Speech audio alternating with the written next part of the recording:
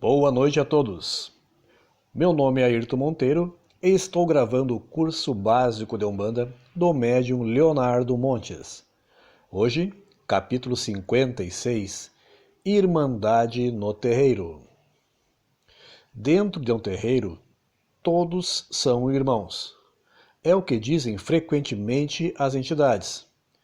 Por esta razão, gosto de pensar em irmandade como um sentimento a ser cultivado, tendo em vista um fato em comum, o pertencimento ao terreiro. Conflitos. Muitas pessoas esperam o terreiro ideal, diga-se perfeito, para poderem assumir o compromisso do trabalho espiritual.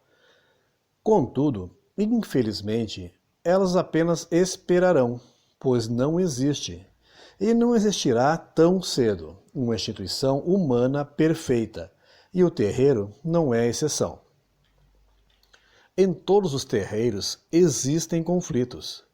É preciso não esquecer que, geralmente, a espiritualidade chama os devedores ao trabalho espiritual, e não os que já saldaram a sua dívida para com a vida. Por esta razão, em um terreiro encontramos as mais diversas pessoas, com as mais diferentes virtudes e os mais diferentes defeitos. Isto vale para todos, sem exceção. Ao unir pessoas tão diferentes num espaço em comum, logicamente surgirão conflitos.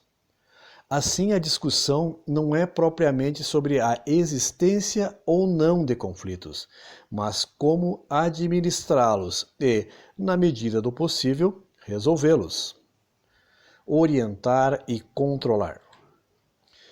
Também já tivemos ocasião de estudar brevemente a diferença entre esses dois conceitos.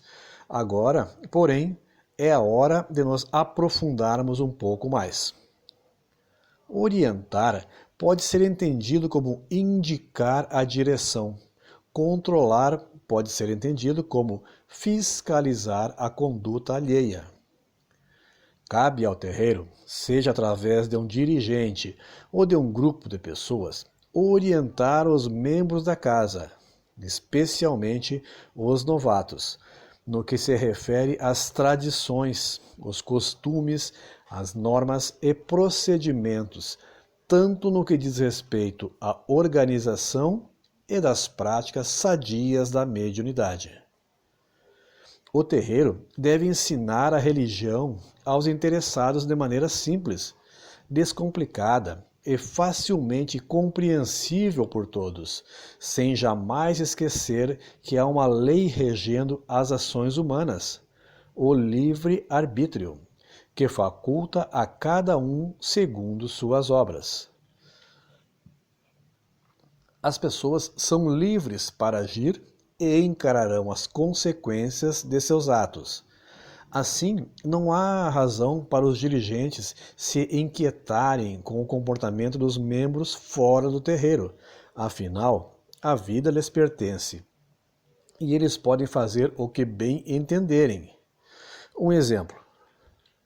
Certa feita, uma entidade me disse: estamos fazendo o possível para ajudar fulano, um cambone. Porém, ele anda resistindo. Está muito triste e voltou a fumar maconha. Imediatamente, minha reação foi de repulsa, dizendo: como vocês permitem que ele continue trabalhando? Ao que a entidade me respondeu: filho, ninguém concorda com isso.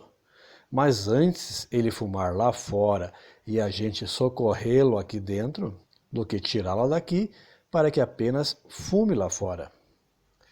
A espiritualidade é muito sábia.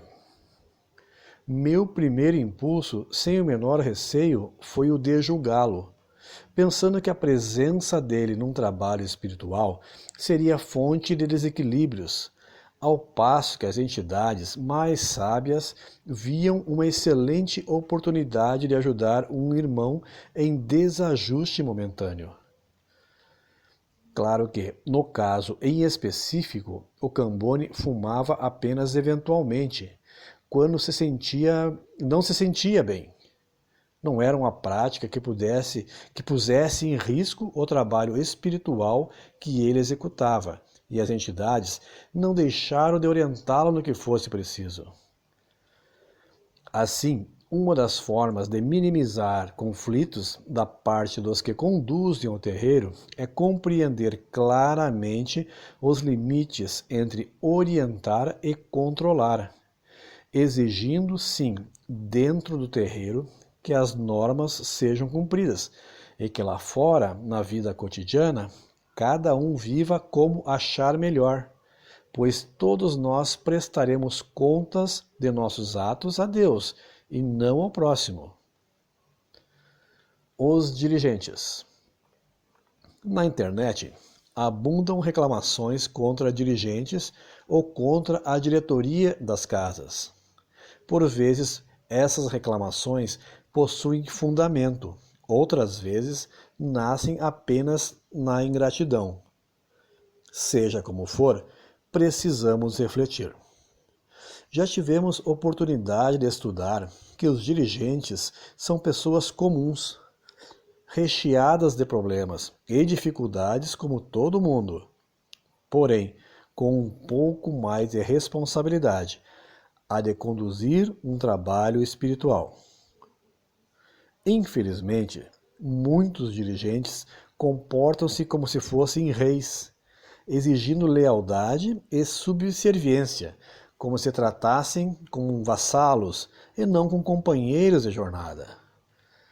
Assim, não é tão raro encontrar pessoas que extrapolam suas funções espirituais, agindo de maneira leviana ou mesmo desleal, ameaçando quem os critique ou confronte. E, neste caso, a minha sugestão pessoal é: nem perca seu tempo batendo de frente.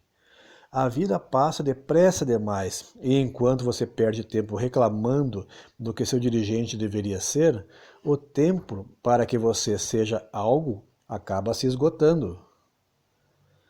Por outro lado, às vezes o dirigente erra tentando acertar, e talvez não consiga por falta de suporte. Assim, se boa parte dos que criticam resolvessem arregaçar as mangas, talvez as coisas fluíssem melhor para todos. É uma questão de postura. Terreiro em construção. Existe um forte apelo ao tradicionalismo na Umbanda, onde geralmente se procura preservar normas e costumes. Contudo, nenhum terreiro para no tempo.